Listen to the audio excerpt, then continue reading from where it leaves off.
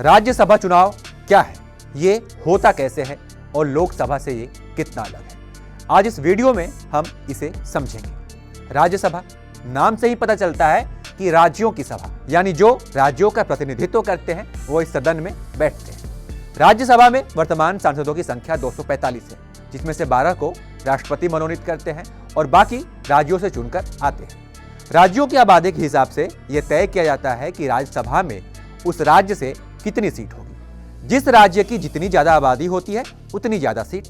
उदाहरण के लिए यूपी जनसंख्या के मामले में सबसे बड़ा राज्य है, लिहाजा वहां से राज्यसभा की कुल सीट 31 है। गोवा, जो कि सबसे छोटा राज्य है, इसलिए यहां से केवल एक राज्यसभा की सीट है। लोकसभा और राज्यसभा के चुनाव में अब हम आपको अंतर समझाते हैं। लोकसभा में जहां लोग वोट करके सांसद चुनते हैं, वहीं राज्यसभा में राज्यों के विधायक वोट करते हैं।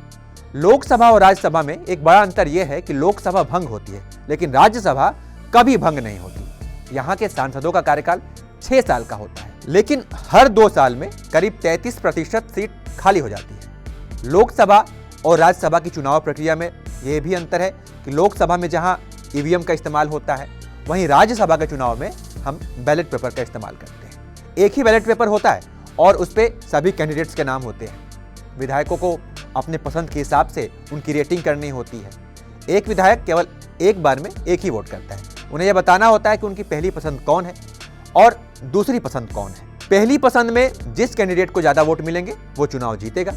जीत के लिए वोट का फॉर्मूला क्या है, यह भी हम आपको बता देते हैं। राज्यसभा की जितनी सीट पर चुनाव हो रहे हैं उसमें 1 जोड़ते हैं और फिर कुल विधायकों की संख्या से भाग देते हैं। जो भी उत्तर आता है उसमें 1 जोड़ देते हैं और जितनी संख्या आएगी उतनी वोटों की जरूरत होती है। उदाहरण के तौर पर पंजाब को ले लेते हैं। यहाँ 5 सीटों पर चुनाव हो रहे हैं। 5 में से 1 जोड़ देंगे, 6 हो जाएगा। अब कुल विधायकों की संख्या यहाँ पर 117 है, तो 117 में हम 6 से भाग दे देंगे, उत्तर आएगा 19.5।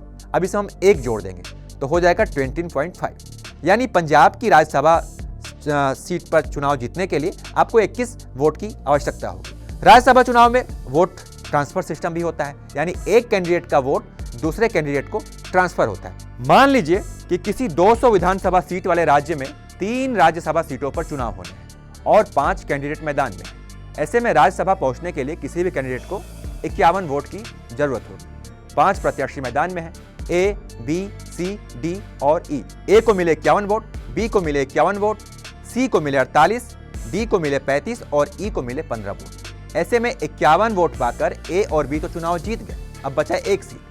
अब ऐसे में जो सबसे कम वोट पाया है ई, उनको बाहर कर दिया जाएगा और सी और डी के बीच ई वाले वोट ट्रांसफर होंगे। ई को जिन विधायकों ने पहली पसंद के लिए वोट किया है, उन विधायकों का वोट उसे ट्रांसफर किया जाएगा जिसे उन्होंने दूसरी पसंद बताया है। इस प्रक्रिया के बाद फिर से वोटों की गिनती होगी। जिसके ज्यादा वोट होंगे वो चुनाव जीतकर राज्यसभा पहुंच जाएगा। राज्यसभा चुनाव अनुपातिक प्रतिनिधित्व प्रणाली के आधार पर होता है, यानी एक राज्य में किसी पार्टी के जितने ज्यादा विधायक होंगे उतनी सीट मिलेगी। अच्छी बात यह है कि इसमें विपक्ष समेत दूसरी पार्टियों को भी राज्यसभा में पहुंचने का मौका मिलता है। तो फिलहाल इस वीडियो में इतना ही। बाकी तमाम अपडेट्स के लिए बने रहिए एबीपी लाइव के साथ।